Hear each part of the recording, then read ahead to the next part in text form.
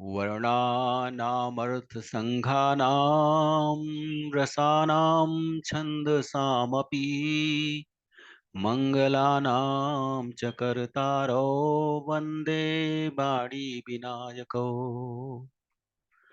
भवानी शङ्करो वन्दे श्रद्धा विश्वासरूपिणम् याभ्यां विना न पश्यन्ति श्रद्धाः स्वान्तहस्तमीश्वरम् वन्दे बोधमयं नेत्यं गुरुं शङ्कररूपिणं यमाश्रितो हि वक्रोऽपि चन्द्रः सर्वत्र वन्द्यते। देवियों एवं सज्जनों, गोस्वामी तुलसीदास जी महाराज द्वारा रचित श्री रामचरितमानस के कतिपय व्यवहारिक प्रसंगों की श्रृंखला में अपना मंतव्य प्रस्तुत करने हेतु आपके समक्ष उपस्थित हूं। श्री रामचरितमानस के धार्मिक प्रसंगों में प्रभु श्री राम के मानव रूप में अवतार लेने पर उनके द्वारा स्थापित आदर्श, उनके द्वारा की गई लीलाएं हम मनुष्यों के लिए एक समाधान प्रस्तुत करती हैं। रामचरितमानस की उपादेयता न केवल धार्मिक है अपितु इसकी व्यावहारिकता भी प्रामाणिक है। गोस्वामी जी महाराज ने एक भविष्य दृष्टा के रूप में मानव के समक्ष उपस्थित होने वाली कठिनाइयों, चुनौतियों को पहचानने एवं उनके निराकरण का सुझाव श्री रामचरितमानस में प्रस्तुत किया है।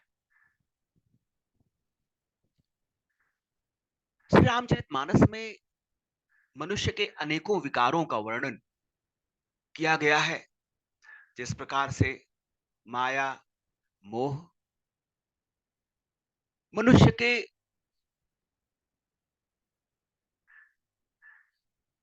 लिए, उसकी भक्ति के लिए हर क्षण बाधा उत्पन्न करते हैं, उसी प्रकार क्रोध भी एक ऐसा विकार है जो प्रायः हर मनुष्य में होता है। यहां तक कि चराचर जगत के अन्य प्राणियों में भी क्रोध का आवेश और क्रोध का आवेग पाया जाता है, किंतु मनुष्य जिसमें ईश्वर ने तर्क शक्ति दी है, विवेक दिया है, बुद्धि दी है, निर्णय लेने की क्षमता दी है,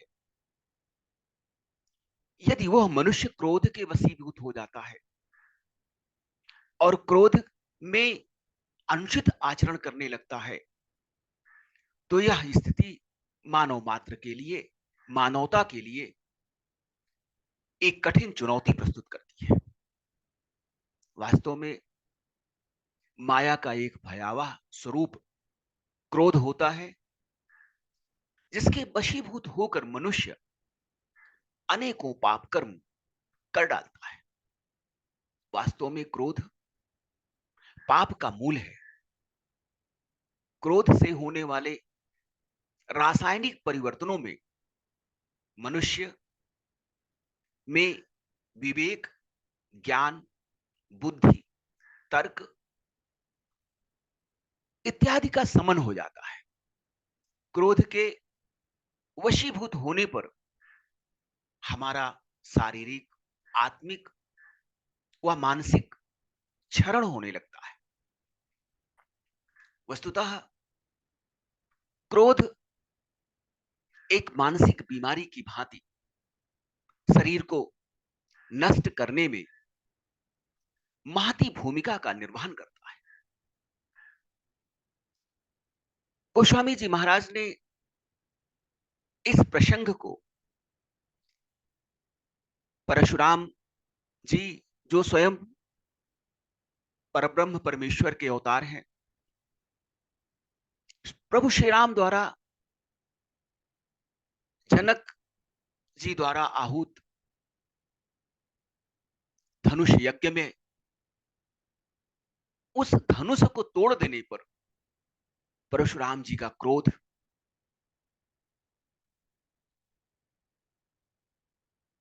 ऐसा स्वरूप धारण कर लेता है जिसके समाधान के लिए श्री राम जी को अपने वास्तविक स्वरूप का परिचय देना पड़ता है।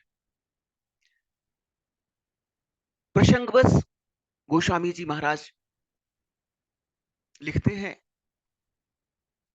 लखन कहो हंसी सुनहु मुनि, क्रोधु पाप कर मूल, जेहि बस जन अनुचित करहि, चरहि विश्व प्रतिकूल। किसी भी व्यक्ति पर क्रोध करके जितना हमारा नुकसान होता है, उससे कहीं अधिक नुकसान क्रोध करने वाले व्यक्ति का होता है। क्रोध की तासीर मादक द्रव्यों की भांति होती है, जिसके वशीभूत होने पर मनुष्य में विचार शून्यता एवं अच्छे बुरे की पहचान करने की शक्ति नष्ट हो जाती है। क्रोध से शरीर की ऊर्जा का विनाश हो जाता है। महर्षि दुर्वासा एवं परशुराम जी क्रोधी होने के कारण अत्यंत ज्ञानी एवं तपस्वी होने पर भी ऋषि परंपरा में वह स्थान नहीं प्राप्त कर सके जो स्थान वशिष्ठ एवं विश्वामित्र जी ने प्राप्त किया, जबकि वह सब अध्यात्म की पराकाष्ठा पर थे।